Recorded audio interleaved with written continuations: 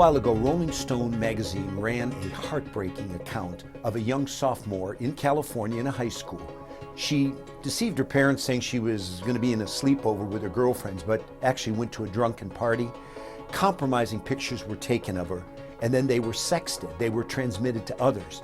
When she found out, and others, she was devastated.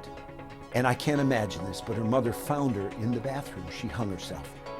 You know, mobile phones and teens are everywhere. You're in a Publix parking lot and you see teens looking on a mobile phone. At the mall, at a fast food restaurant, you pull up at a light and you see a glow in the back seat of a preteen. The question is, what are they looking at? Well, sexting refers to transmitting provocative sexual images of oneself to others.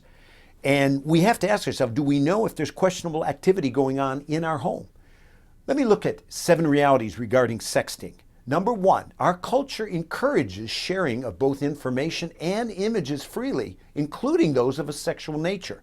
Think of the emphasis in our culture on Victoria's Secret, Dare to Go Nude, Miley Cyrus, and all the rest of that. Number 2, exchanging naked pictures on iPhones or in other places is not viewed as unusual today. We're being told it's normal. It's happening all the time. In fact, the Washington Post had an expert that did an article and said, we need to stop demonizing teens on this. It's harmless. It's a normal part of teen sex development. Another thing is research studies reveal that 40% of teens have posted or have sent sexually provocative messages. Number 4, 70% of young people acknowledge their sexting is with a boy or girlfriend. Next, 55% admit no matter what they say, they do share content with more than one person. 33% do it to feel attractive or sexy.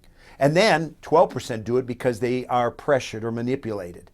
Now, parents, you need practical guidance, and I want to give you 7 concrete tips. Number 1, pray to God for guidance. Number 2, make sure you're meaningfully involved with a community of believers in a church with like-minded parents that share godly standards.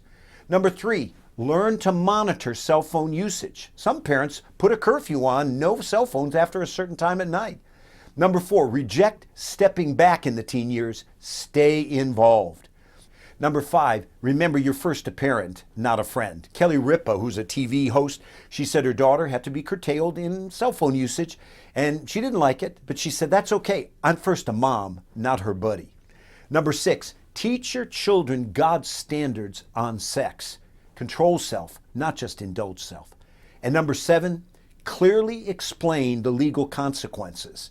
This is a felony, 20 years prison. You can be a sex offender, labeled that for life.